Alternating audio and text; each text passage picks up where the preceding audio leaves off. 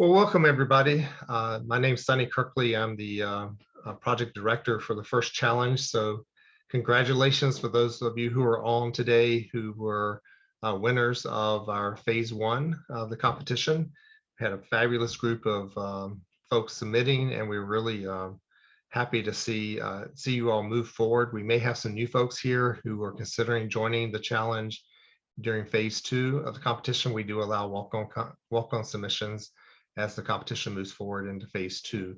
So we may have additional folks here who are new to the challenge. If you're new to the challenge, please go and look at the phase one kickoff webinar, because there's a lot of background information we're not going to cover today. Today is much more focused on phase two and beyond, and how to move forward with the things that are going on, more administrative focused and then broad overview. So do go look at that.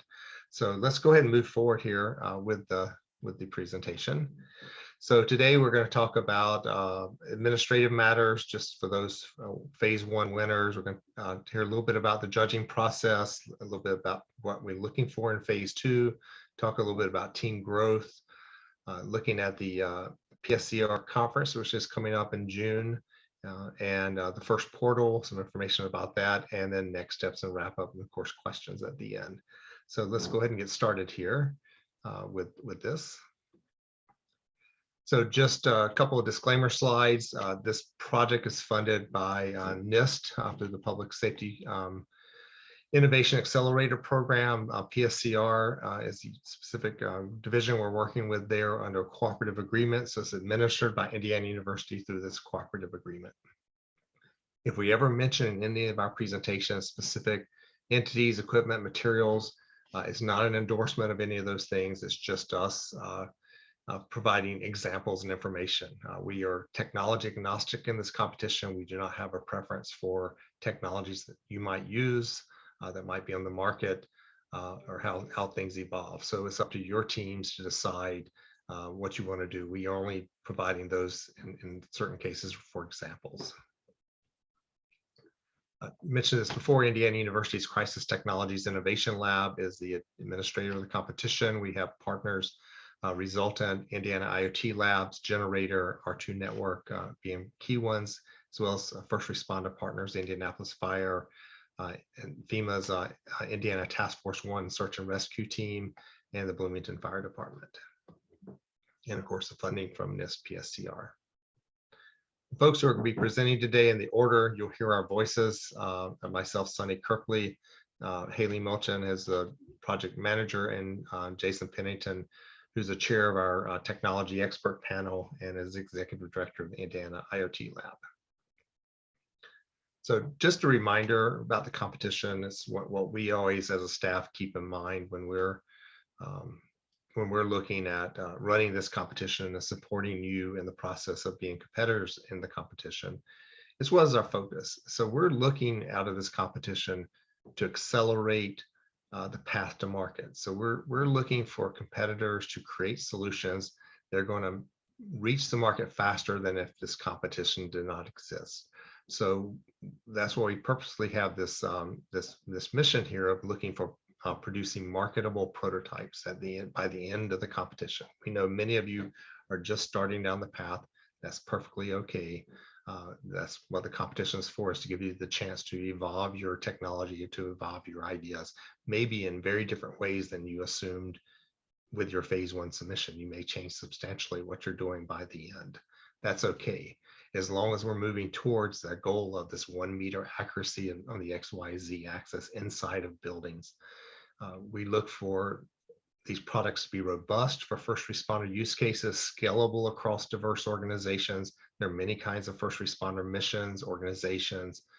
So you want to be looking across different types of services and the kinds of things that they do, so that you have broad market appeal and can actually bring a product to market and sustain that commercialization effort. And part of that is it affordable. So this is, many first responder organizations are under-resourced, and so you have to take that into consideration when you're making the design decisions for the technology you're going to use and how you see them being deployed. As you move forward with the competition, one of the things that you may do is You may find other competitors, and you may want to reteam with folks who are in the competition, maybe as competitors at this point, but actually might become partners or even joint teams moving forward.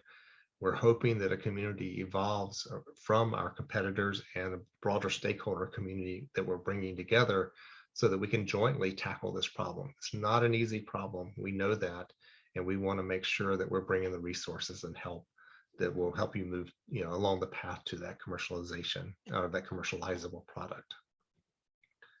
Our broad timeline here, we've just finished phase 1. Now we're into phase 2. And what we're looking for here are early demonstrations. We know you're not going to have the technology at this point that you might have in phases 4 or phases 5 when we get to field testing. So we're looking for you to start demonstrating that capability and moving along your product roadmap. Phase 2 submissions are due May 16th. And then you see the timeline for the rest of it. Next fall, we'll have phase 3 and then move into live field testing starting next spring and then the following October. So before we jump into some of the feedback and next steps, I want to turn us over to Haley, who can provide us a little bit of information on the administrative matters for the phase 1 winners. Haley? Hi, everybody. I'm just going to quickly talk about the phase 1 prize distribution. You should have received an email from Sunny congratulating you if you won in the first phase. And then within that email, there's 2 documents that were sent with it. And basically, I just need this quick reminder that everyone needs to fill that out, fill both of them out, and then make sure that they get sent back to me. And the only person on your team that needs to be filling this out is your official representative. And they're the ones that should have gotten it. And then once you've returned those to me, you'll just be on the lookout for an email from something called the IU Jagger system. Check your spam. Sometimes it ends up there. But that will have an invitation to register with that IU system, upload tax information. And you just also need to make sure that the tax information matches the name that you put on the award distribution form. Otherwise, it's going to get stuck and it's going to keep asking to have that tax info updated. And then once you've registered, it'll notify me on my side that you've been approved. And then as soon as I get that notification, I will enter a request for a check to be sent out to the address you indicated on that distribution form. And it takes 24 hours for them to write that check, and then it's off to you in the mail. And then the other last thing I had here was for future phases. Don't worry about if the official representative put their name down on the award distribution form this time and you want to change it for next phase, or you create a company and you want your company name to be registered in that system and the check sent to that. In the phases, we can send this distribution form again and you can refill it out and I can just add it again. So you're not locked in on who is receiving this check in the first phase. So you'll have the ability to change who it goes to and where it also goes to. And I think that's all I had to say about that. I know there was 20 plus prizes that went out and I've got about half. So the deadline for that is the 11th. So just make sure you're getting those done and turn back into me, please. That's all. Thank you, Haley. And just for those who have or haven't filled out the form, just keep in mind that the tax ID number used in this system will be reported to the IRS. So there will be a reporting of the prize fund distribution to you from the university. So you want to make sure that that tax ID is the entity that you want to be taxed. How you distribute those funds, what you do with those funds, surprise amount. So we don't have any follow-on requirements in terms of documentation or reporting of these prize funds. And so it's up to your team to decide how that money is distributed or used as you continue to advance in the competition. And we'll have time at the end for question and answers if there's any particular questions about this. But if it's very unique to your team, you might just email me or Haley, and her email is right here on the screen. Okay, so I'm going to turn it over to Jason because he led the panel the technical expert panel who did the reviews of your submission. So I want Jason to talk a little bit about the process for phase 1 and then a glimpse into how we're looking at phase 2 and beyond.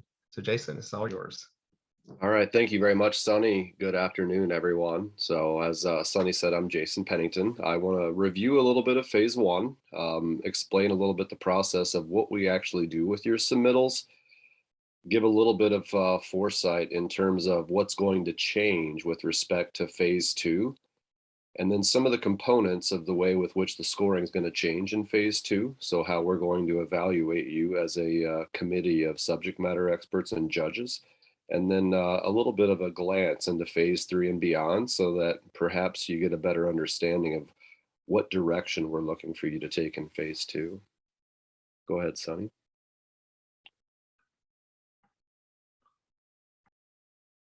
Sunny, yeah, there you go. So for those of you online that have submitted during phase one, we look at this flow chart. I think we loosely presented this in phase one, but just as kind of a reminder. We essentially receive your submittals, ideally through the R2 portal, or in some cases, we know we receive submittals offline.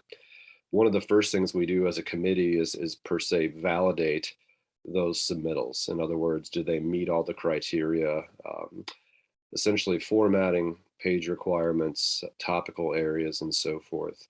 Once those submittals have passed validation, we have a rather large team of subject matter experts. Those subject matter experts have a very standardized rubric with which they evaluate and write comments with respect to your submittals. That process is described in our official rules document. Once those reviews happen, and there are multiple reviewers for each team, there is a summary of those reviews and scores that's combined for all teams in the competition. And then, as a function of those teams, the judges then, a different group than the reviewers in many cases, those judges then have a smaller group of teams to effectively make the final recommendations for prize, no prize.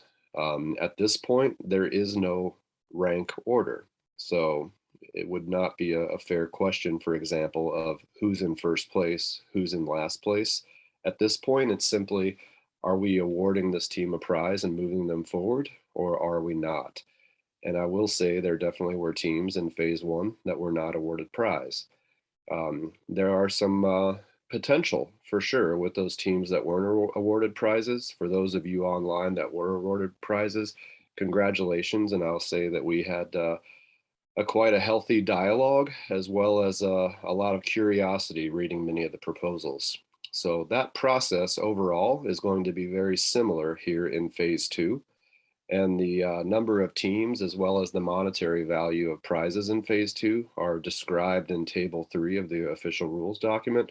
And perhaps Sunny can cover that a little bit later. If you want to advance, Sunny. So let's talk about general feedback and topics from phase one. If you want to advance again.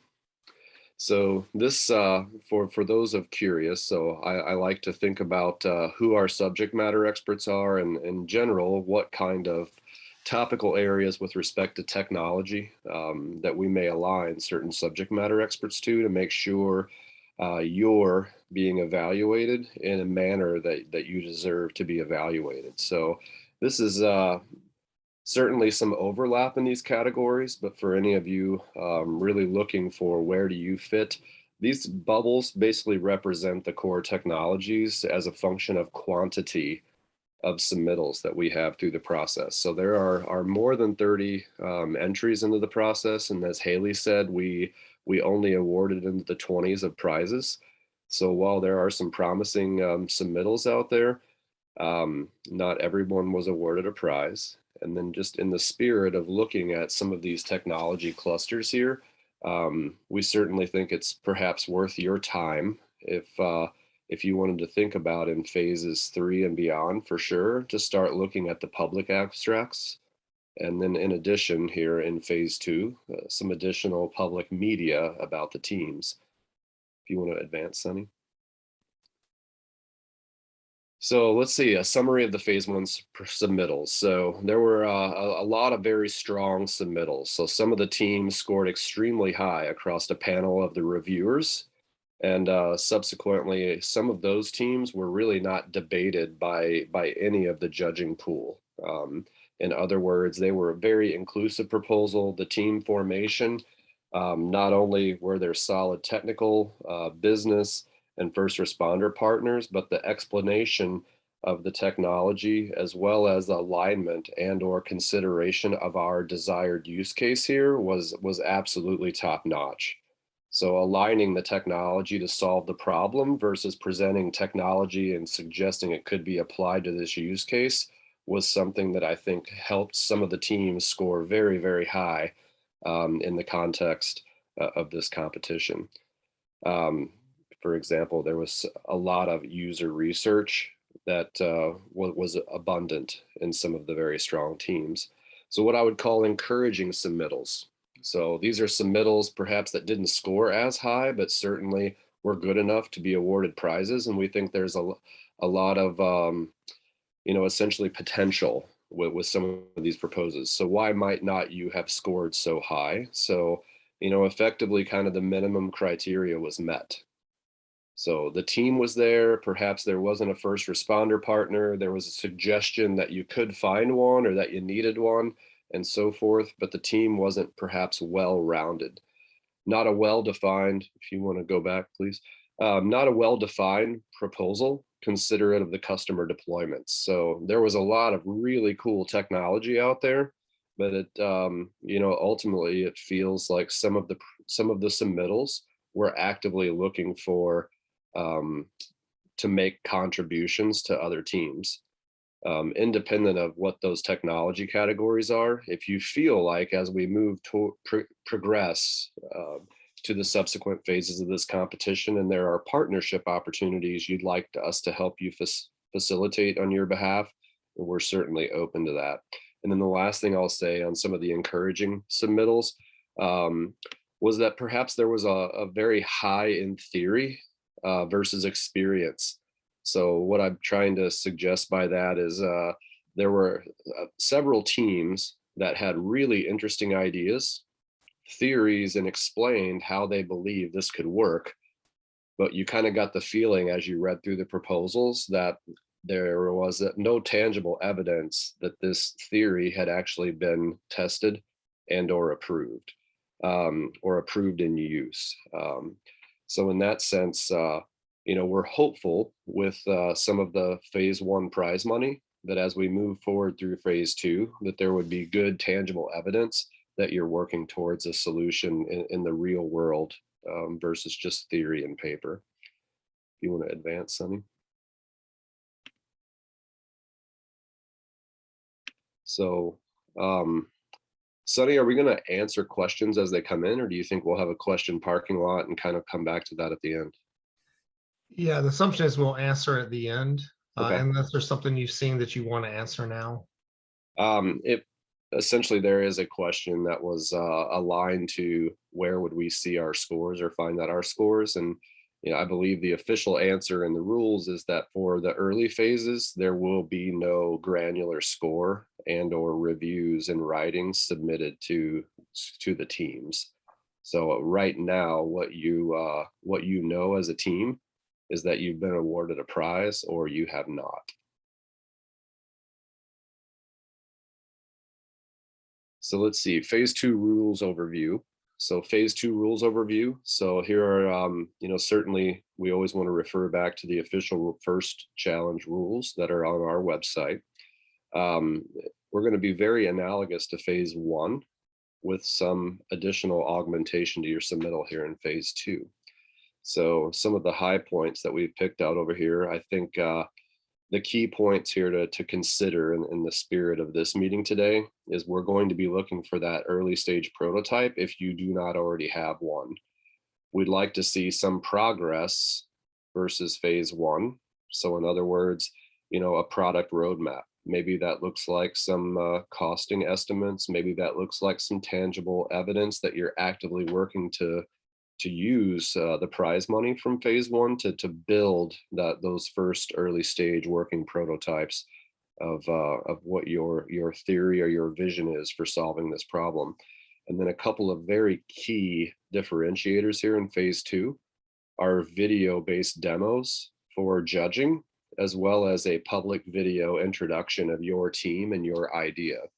So similar to that public abstract, you may very well want to differentiate the elevator speech versus really telling us what's happening from a demo with respect to things like IP and or that public appetite for viewing the video introductions of your team. So we have some time constraints on those, and then in the video-based demo, you'll see some very granular aspects that we'd be looking for. If you want to advance, Sonny. Actually, I would want to add a couple things there, Jason, to that.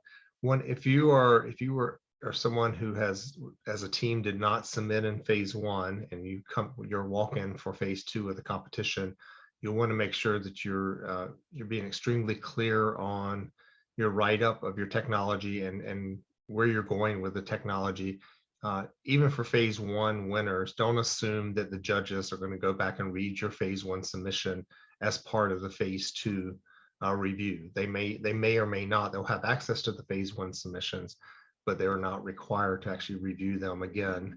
So you want to make sure your phase two submission is self-contained in the sense of you're not assuming they're looking at outside data.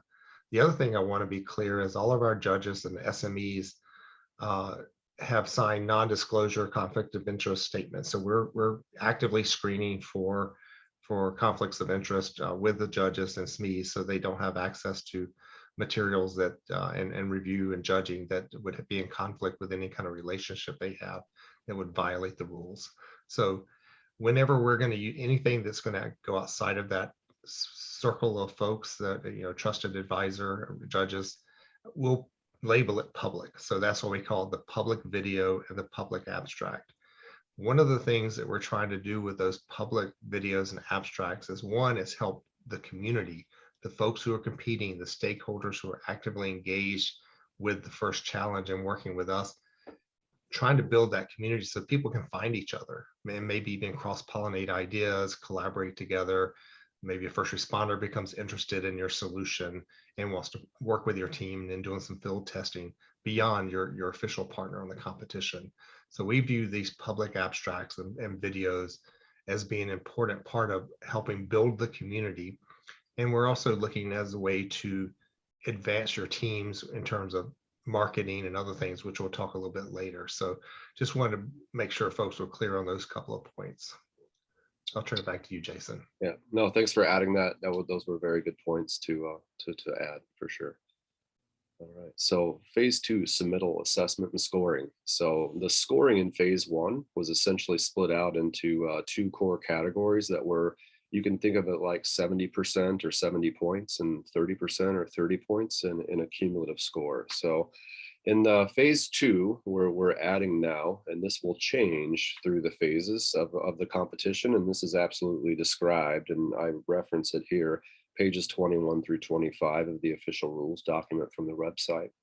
So the scoring basically breaks down as a 60-20-20. So what the reviewers will see are three columns that have suggested topical areas that should be included that very well follow those pages of the rules that I've pulled out. So criterion one, we'll be looking for strategic, technical, overall topics, so outcome and progress. Criterion two, looking again for that product roadmap. So potentially what could that mean are things like, if you're only capable of doing offline data manipulation and or visualization today, are you at least describing that path forward to making that near real time? If you're only able to achieve X meters accuracy today, do you have some idea as to why and what you might be doing with subsequent phases and iterations of your platform or product to improve the performance of said submittal? Will be potentially, are you addressing connectivity and or data usability formats as you think about this product roadmap? So criterion three, for sure, and there are some distance and duration. So how long should the device last? How long should the demonstration be? How far should a person travel in the context of this demo? And what sort of output might you be providing in the spirit of performance?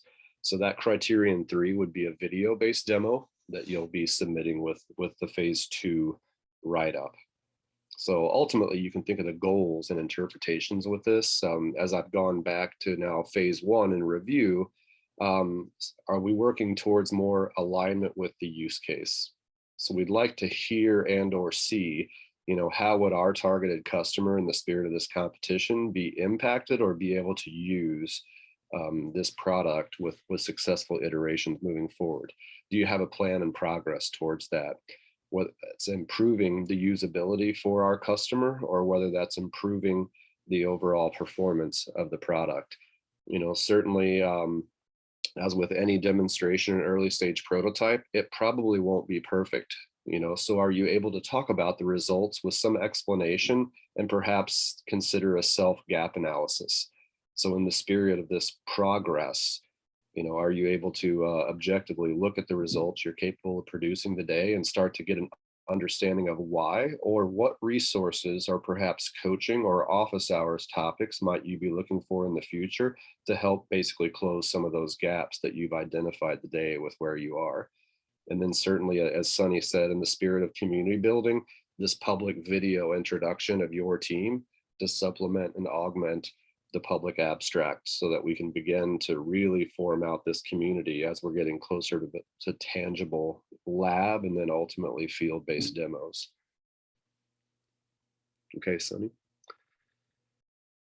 So yeah, how to register and submit. So again, for those of you that are new walk-on teams for phase 2, there's a detailed explanation of how to register both in the portal as well as some information through our website. So the first r2network.com, so that's our community portal. We'll basically have a resource materials provided by the community portal as well. There will be some opportunity to download and read the official rule. I, generally speaking, point people back to the website.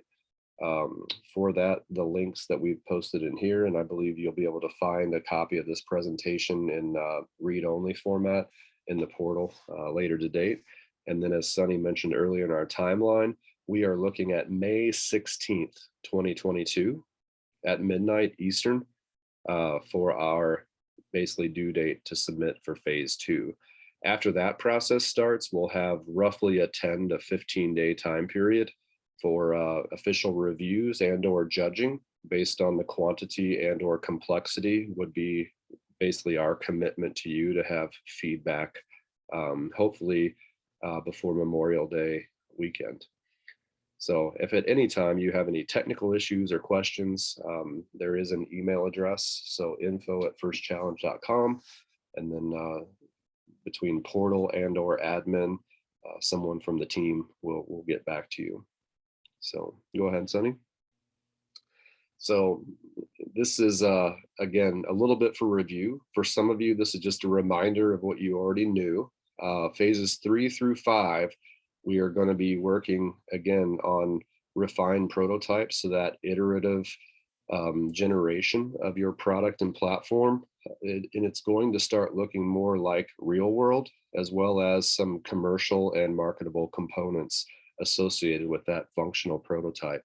So phase 3 looks a little bit more like the lab or an extended controlled environment, whereas phase 4 and 5, we're starting to look now much more into the functional field demonstration with a variety of obstacles, structures, and or environmental complexities associated with those demonstrations. So I think one of the point we wanted to bring up with this phase 3 through 5, if you're again evaluating or have this self gap analysis as a function of phase 2, that perhaps looking at phase 4s and 5s, if you don't think you're going to have a technology that ultimately yields the results that we're speaking to in phase 4 and 5, it's going to start becoming the time as a function of phase 3 and or alternative competitions that we'll announce to start thinking about what's the course of your role in this community. Would you make a good teammate? Would you make a good subject matter expert would you in fact start to identify other teams that you believe you could augment or create a function where 1 + 1 = 3, pursuing our outcome. With that, I think I'm going to turn it back over to Sunny.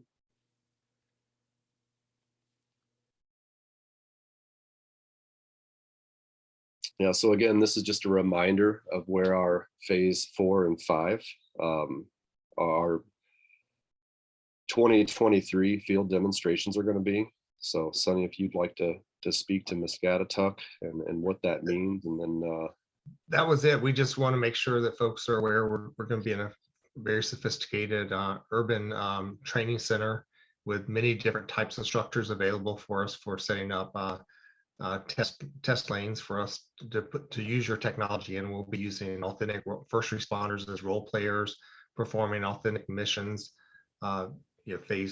Phase 5 obviously will be more complex than phase 4, but you want to start working towards, basically a year from now, having the ability to put your devices into a live field kind of setting, where we'll provide more information about that as we get closer into that time period.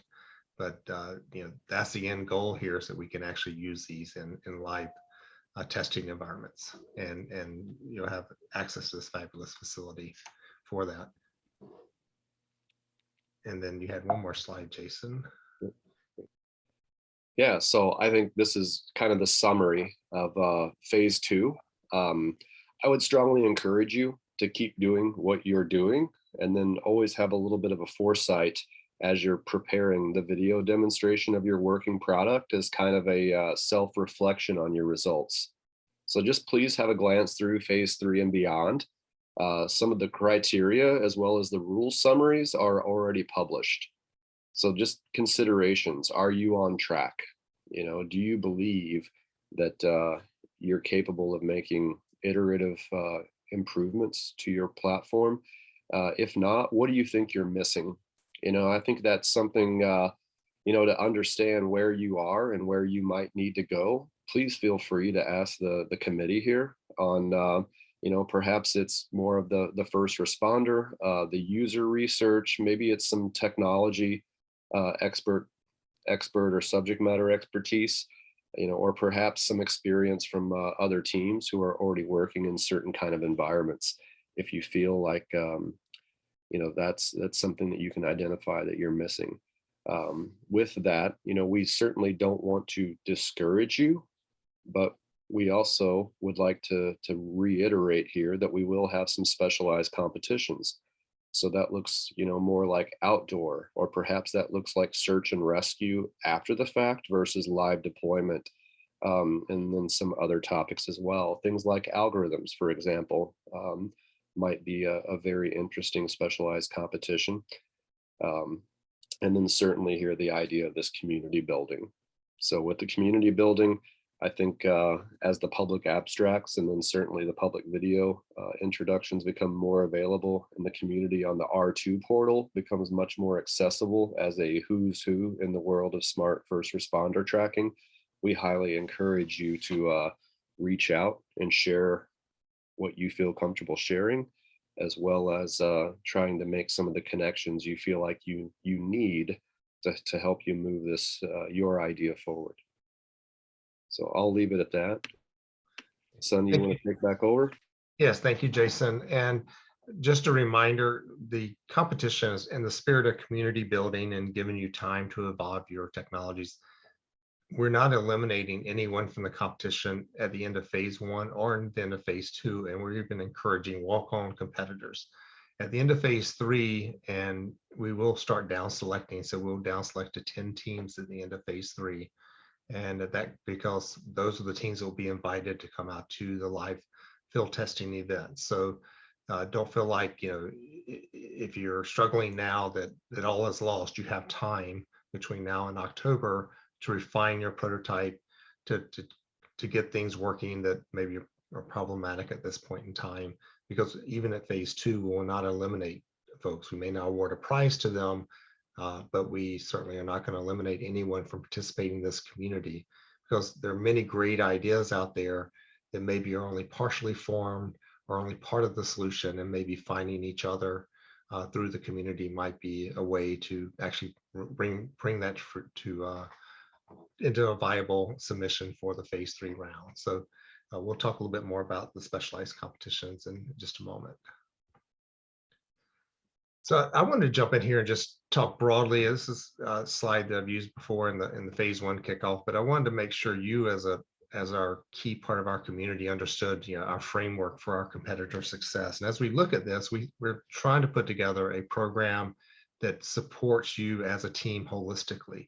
So we're working currently on bringing together, technology, science, engineering, emergency response, education, training, events, and information. So this may be in the form of webinars that we'll be announcing coming up with particular types of experts. We're working with podcasters now to actually interview folks. We've already put out a series of, I think, 4 fire-focused interviews in the fall and in the winter time. And we're currently working on a series of interviews related to law enforcement. And again, those are, even though we're doing it with a podcast format, really we view that as education for you, the competitors, as a way to hear the voice of these different first responders and what they see and what they need in terms of the products that you're prototyping. So we think that's an important part of the programming, is you have a series of different types of ways to support you. So we're looking and bringing in technical support and mentoring from different professionals. If you are one of those people, even if you're a competitor, but you want to give back to the larger community, or you have access to folks who might be good folks, please introduce them to us, send them our way, because we want to bring those types of experts to the broad community to solve this problem. We're seeking to partner with first responder organizations. So if you happen to be a first responder and you're not partnered with a specific team, we're looking for ways to help you engage with the broader communities, because even though you have a first responder partner, that's one voice, that's one organization. And really to bring a product like this, and when you get to the end of phase 5, to really have a broad understanding of that market, you're going to want to have interacted with multiple organizations, multiple types of services, fire, law enforcement, search and rescue, et cetera, as well as different types of organizations that might be buyers of your system. So we also want to facilitate teaming. So if you're looking for teaming opportunities, if you contact us, we will do what we can to help find others who might be interested in teaming as well. We think this is important. We have absolutely no problem if 2 teams out of phase 1 merge into a single team into phase 2 or beyond. That's your decision. We're not going to push anybody to do that, but we do want to make it clear that we think there's a great group of talent here, and at some point we're going to down select, and we would like to keep that talent in this community and to solve this problem over the long term. So if there are ways for you to team up together, share, help, join, please do that. We'll also be bringing a program around commercialization support. Some of you are companies already. Some of you may be thinking about forming companies. There are different ways to go to market, whether it's forming a company and doing direct sales, or it's co-marketing with others, or licensing your technology. We don't have a preference. We just want to make sure this technology gets out there. So we'll have a program that helps you think through those issues that we'll launch starting in the next phase. We'll be working with Generator as a primary partner for doing that programming. And then, of course, the portal, and Haley will talk a little bit more about that in a few minutes. So I mentioned these things already. So as we look at team growth, we think of 3 broad areas: technical improvement, first responder focus, really understanding those use cases and what first responders really need out of these products versus some other markets some of you may be in already or may be more familiar with. So we think this is an important area to help you grow as teams. And then commercialization. So that's how we sort of bucketize the 3 broad areas of helping you grow as teams. As you're looking at this, I know some of you still need a first responder partner. So please reach out, the info@firstchallenge.com, and that'll come to me. And then we'll work to try to help you find a first responder partner if you don't have one already.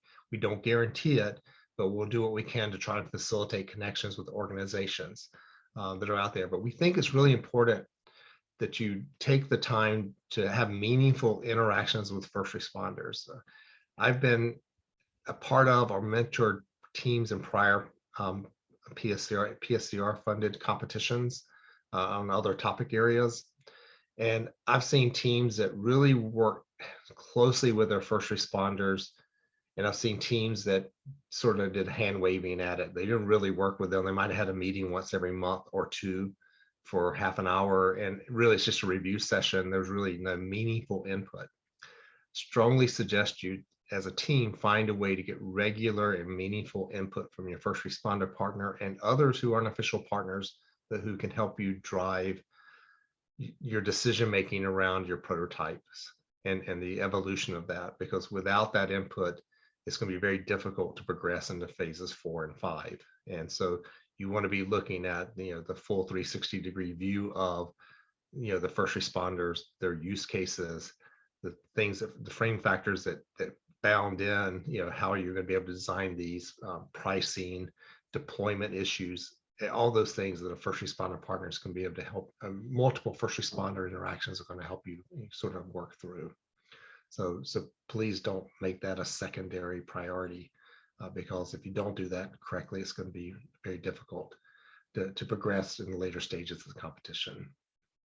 So we are seeking input for education, training, and mentoring. So if you have specific needs as a team, or if you just know that probably just because you've been in this space a while, that there are needs that other teams are going to need as well, please tell us what those things are. We will then do the best we can to go and find those resources, whether it's materials, whether it's individuals, technology mentors, our experts, or first responders, certain types of use cases. You tell us what you need, and we will try to bring those resources to bear. We'll do it in a way that's fair to all the teams. So whatever we do for one team, we would do for all. So if we found an expert, we might not just connect them with one team. We might offer a webinar or office hours for everybody to potentially join in to interact with that expert. So we will be fair to all the teams in anything that we're doing like that. But we need your input to tell us what you need. So again, email us at info@firstchallenge.com with any specific suggestions or ideas of topics, people, et cetera, that you might need around these broad technical first responder commercialization areas. Last thing I want to say here is we will be launching these specialized topic competitions later this summer. We're anticipating having those due in August, and what we're looking at there is finding topics, finding technologies, finding opportunities to help advance this community in ways that the main competitors. So let me start it with it. So as competitors in the competition who are looking at full solutions, your focus is going to be on creating the entire package of indoor tracking. But there are certain technologies that feed into those systems. So there might be parallel to those systems that would help you in either advancing the market in general or helping teams more broadly as they advance through the competition. So Jason mentioned like certain types of algorithms that might be helpful that aren't available, that your team may or may not be able to produce, that may or may not be available in the open source community, et cetera. So we might create a specialized topic around specific types of algorithms that would help, maybe a specialized hardware. We know one of the topics we're going to have is usefulness of using outdoor tracking in wildfire settings where GPS is not performing well, such as in a canyon, places like that. That was a PSCR idea around topics that we might fund in addition to the indoor tracking. So when you think about this, we're going to be releasing on the portal soon a question, which is basically we call the RFI, request for information, where we are asking you to provide us with your ideas. What would you like to see us fund? Again, you can post it there. If you want to be more confidential, you can always send us an email with your ideas. But we're looking for the community to help us generate the topics that we're going to fund under these specialized competitions. And currently, we have that budgeted at about $160,000 of prize money, so not nearly as big as the ultimate prizes in the main competition. but we see this as a way to bring specialized support to our main competitors by funding specialized topics that you help us identify. So our goal is to have that solicitation going out and then submissions in by August so we can judge, and then have those starting to be available to teams to perhaps leverage those technologies in the phases 3 and beyond. It won't be a requirement to use those technologies. Will just be an option that we bring to another way of bringing support to the teams in the main competition. You could be in the main competition and also participate in a specialized competition topic. You could be just in a specialized competition. You could switch, be in the main competition now, and then switch to a specialized topic. It's totally up to your team to decide what you might want to do. You might even reteam with a different group of folks for the specialized competition. So we have no preference there. We're just looking to advance the field. So one of the things out of phase 2 is the PSCR stakeholder conference. So this is a conference held annually by PSCR. This year is June 7th through 9th in San Diego. Phase 2 prizes include $5,000 in travel funds for attending the conference. If you don't travel to the conference, you will not receive the $5,000. So the $5,000 are earmarked for the conference. It's a flat fee. You're not submitting receipts for reimbursement. You receive the $5,000 if you go to the conference. And so, your cost or your cost, but the 5,000 is there. If you don't go to the conference, then you would not be awarded that part of the available prize money for phase 2. We believe this is a very important conference. That usually have about 400 folks there. Broadly, you can engage with stakeholders, first responders, investors, partners, other kinds of experts and mentors. We have arranged so that they have demonstration area at this conference. We've arranged for all of our phase 2 winners to have a space in the demonstration area where you can show off what you're working on. We're asking you not to bring your prototypes with you. I mean, you can bring them, but you can't bring them to the demonstration area. So this would be like a laptop with a poster, some kind of signage type of situation where people can stop by and talk to you. So we have a booth for every slot that we have available for the phase 2 winners. We'll have enough space there for you to be able to engage with stakeholders. So there's not just walking around randomly running into people. You'll have a demonstration capability. We're sending out a survey, if it hasn't gone out already, which will be asking you if you intend to travel to this conference. And we're looking basically to get a sense of scope. You may change your mind later. This is not obligating you. We'll get an official response later from you on attendance or not attendance if you win phase 2 associated with the $5,000 travel. This just helps us understand that, here are the number of teams that are planning to show up at the event, and how many would want demonstration tables, things like that, so that we actually know and can plan with the conference organizers to have enough space and things like that. So please complete that survey and let us know what your preliminary intent is for this. So that will be going out if it's not out already this week. And I believe that's all for the stakeholder conference. I want to turn it over to Haley, and Haley can talk a little bit about the community portal and a couple of things we have going on there. Yeah. Hi guys, I'm Haley. I'm the project manager for the first challenge, and a lot of my focus has been also on the first portal and working on getting that community built. So for anybody that's new, First Community Portal is powered by the R2 network, and it's going to be your home for everything First Challenge.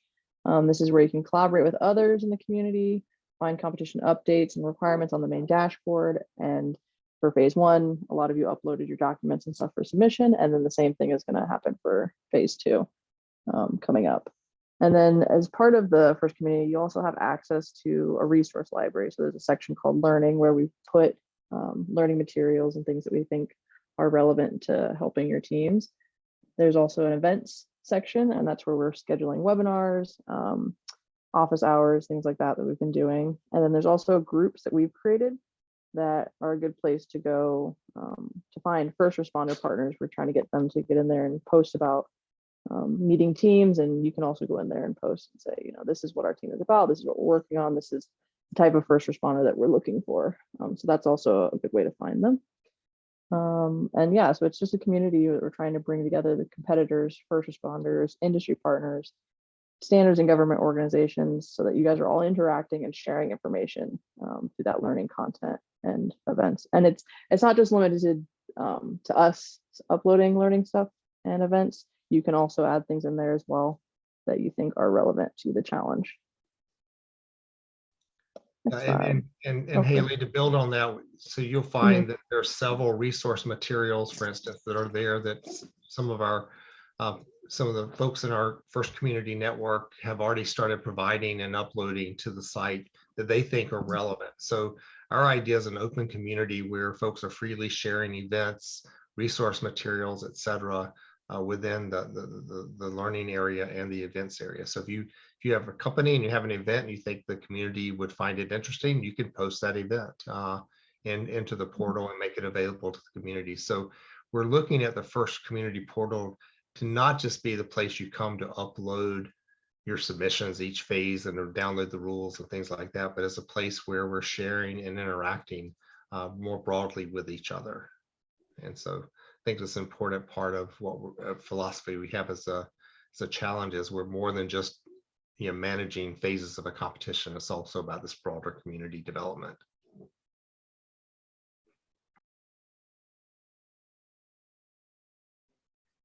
Yeah, so then this is kind of a continuation. Some of you have probably received an email for the user research team. If you haven't already filled out that survey that they sent out, it would be greatly appreciated if you could fill that out for them so that we can do some updating of the we just want people's feedback on how the portal is working and what things could be improved.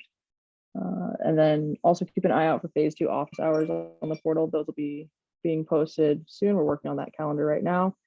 And then we also have a lot of learning materials that will be kind of slowly adding to the learning section. We have stuff from Open Geospatial Consortium, National Alliance for Public Safety GIS, and FirstNet. There's some videos that'll be going in there. And then if you need any help with the portal, there's a forum section where you can post things, and I'll be in there. So the other admin people will be in there as well, answering questions. And then you can also always send us the email, that info at First Challenge that Sunny has mentioned. Thank you, Haley. I'll add one last comment in there on the survey that Haley was mentioning. So sometimes folks are like, well, I don't want to be critical of the site, or I don't want to say anything negative, or is this going to affect how my submissions are judged? And the judges, the folks who are dealing with your actual technical submissions, all that, won't have any access or even know that you've even responded to this survey.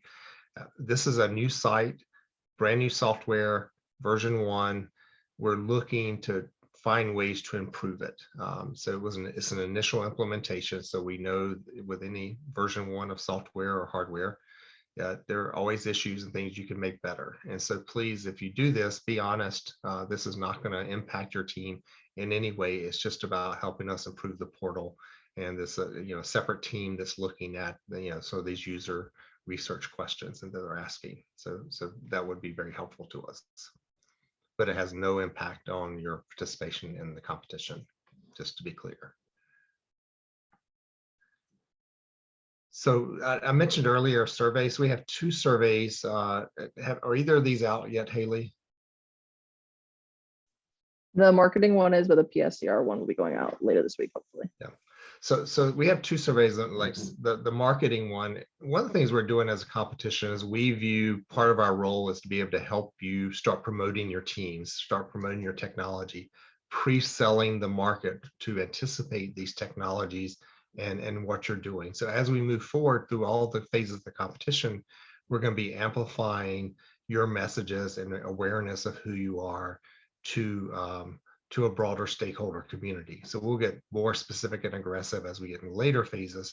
For now, we're just trying to build general awareness of this community and individual competitors. And so one of the ways we're doing that is by having you upload or create a logo for your team, which is just visually appealing when we do marketing and other things, but also looking at the public abstracts that we ask you to submit as part of phase 1, which are primarily aimed initially at the internal community of other competitors and other stakeholders that we're already engaged with. But we're looking to also start now to engage through our social media channels and our partners, website and other kind of public facing sites, more information about you and your solutions.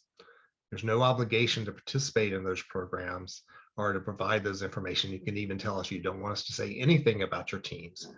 That's okay. That's your choice. But what we're looking to do is, we think this in the long term will benefit the teams and the companies that come out on the tail end of this competition by having something that you can, by having a market that's ready, that's interested, that's engaged as you seek to start then commercializing these technologies. So that's really what the marketing survey is, our initial steps in starting that planning and that work and that initial seeding of the market. The other thing is the PSCR conference. I described it already. Please fill that out when it comes out. That will help us get a poll of just understanding the scope of the number of folks who might be there and if you plan to demonstrate or not. So next steps, phase 1 winners, please complete your paperwork that Haley went over earlier. Complete the surveys. We have all administrative office hours, which we started having before, during the phase 1 period. We'll start those up next week again. So if you have questions, you can always join those. They're just drop in, ask me anything. You can drop in at any point in the hour, ask a question and leave. There's no presentation. It's just us being available to you to answer questions. It's usually on those administrative hours, it's me or Jason on there answering your questions. So Jason will tend to answer more technical questions. I'll tend to answer more administrative questions and just how to participate, things like that. But you really stop in, ask us anything is sort of the idea. Be on the lookout for education and training events. Submit your ideas or your needs, please. We're here to help, and we can only help if we know you have a particular need or request. Phase 2 submissions due May 16th, and then encourage you to go ahead and register for the PSCR conference if you know you're going to go. Get in the early registration pricing. The pricing does go up. Unfortunately, the pricing goes up 3 days before we announce phase 2 winners. So if you wait until after the phase 2 are announced, the price will be slightly higher for the conference. We tried to work with them, but there were some technical issues. They actually couldn't adjust the pricing after once it goes up, it goes up. So we tried to get them to keep for just you lower prices for a few more days, but it just was not feasible for PSCR to be able to do that. So if you know you're going to go ahead and register at the early registration rate and get a hotel room, things like that. So we're now open for any questions. I know we're at the end of our time, but I'll certainly stay on for a few more minutes to answer any questions that we might have.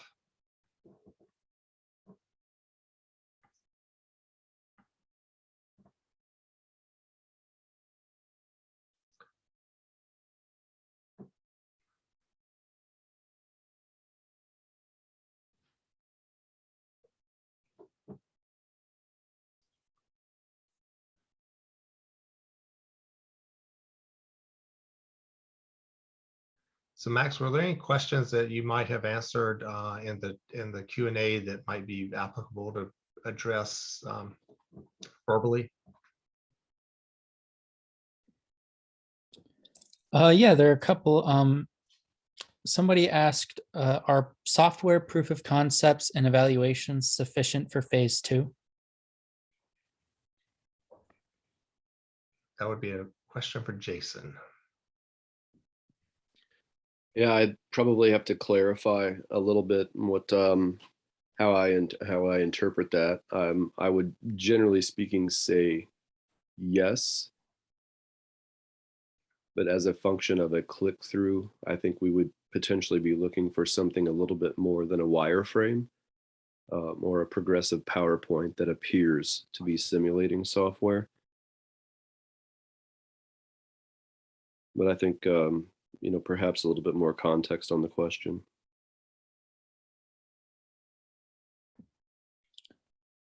Great. And then the other question that's probably best to answer verbally as well is, are we able to reach out to you for specific questions? For example, I believe in phase one that we might have addressed a number of required written points requested in phase two, but is there a means to clarify? Those would be you can send us an email, and that's on the screen now, and you can also attend office hours. So that's what the office hours are for. If you have specific questions that for some reason we haven't been able to clarify through email or here, the office hours are really just ask us anything, and if we can't answer it on the call, we'll find the answer and get back to you. But you can always drop into those office hours, which will be once or twice a week through the phase two submission time. So Sonny, this is Josh. I indicated there that we probably will limit how much feedback we give to specific entries, but we'll be happy to give clarifications on rules and principles and moving technology forward. So that put that in there. Yeah, and that's a good point, Josh. So that's what we call these administrative office hours. So the administrative office hours, and as we put into the rules, we would not provide any written or direct feedback to any one team on what the judges, reviewed or their discussion, specific, recommendations, things the judges pointed out that might be problems in phase one and two. The intent there is to just broadly award teams. So if you administrative office hours, we can address broad issues or rules based questions. We are looking, and I mentioned earlier, to line up experts, technical experts, first responder experts, etc. And those sessions, again, some of them might be more webinar oriented or things like that, but sometimes we're hoping to have those folks on for also office hours, ask me anything kind of sessions. Those folks would be speaking not as a judge, not as an official representative of the competition, but just as an expert. So you could then solicit those folks for input or feedback on particular ideas or questions you might have. So we differentiate between the administrative questions and the things that we legally will answer, and then providing access to experts and mentors who might be able to provide more opinions of their own around your questions or ideas or challenges.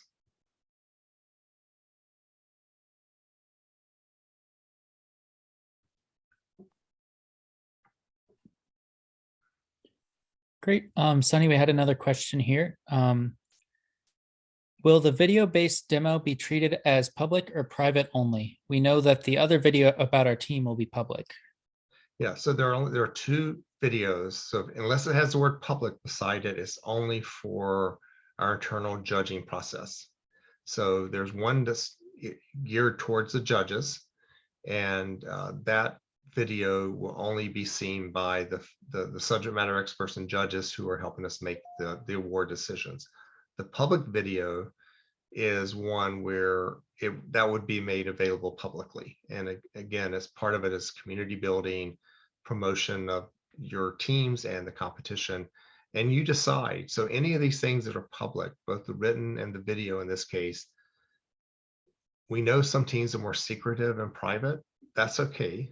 And some teams are very collaborative, and they want to share everything they're doing. So you can decide how much of your proprietary, secret sauce information you want to share or not share in your public abstracts and your public videos. You might decide you don't want to show anything that you're working on and be more general. That's okay. It's just for us, it's an opportunity to build the community at the level that different competitors feel comfortable. So we're not putting any pressure on you to share anything that you don't want to share, other than that you're participating in the competition, obviously. But we're not asking you to reveal anything in those public videos or abstracts.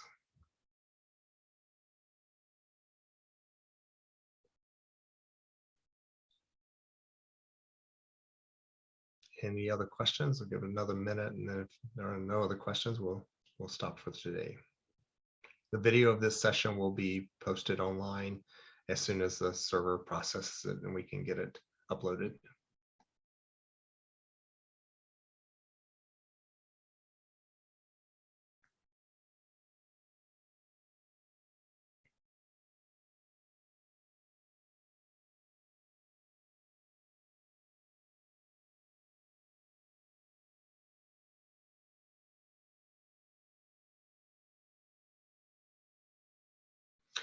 See a comment thing, all the answers are very helpful.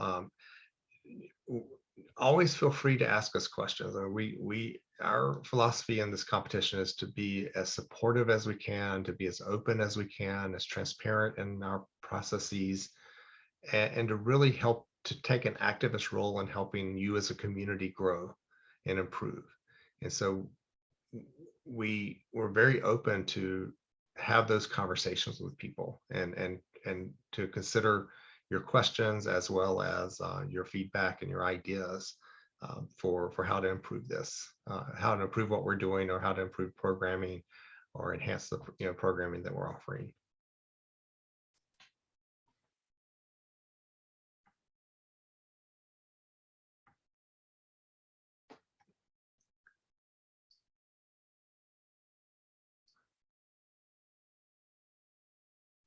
Okay, well, with no pending questions there, I think we will end this for today, and we'll have office hours. Max, has that schedule been posted yet? Not yet, no. Okay, we'll be posting the office hours starting next week. In the next day or two, we'll get that schedule posted for you. So always feel free to join office hours, pop in, ask a question, leave. Don't feel like you have to stick around. You're welcome to. We have some great conversations in those office hours. Sometimes we'll have a solid hour of questions and discussion, and other days nobody shows up. That's perfectly fine. This is really our attempt to be available to you all to help you as best we can. So with that, thank you very much. We're very excited to be at this stage and to be moving forward, and let us know how we can help. Thank you. Bye-bye.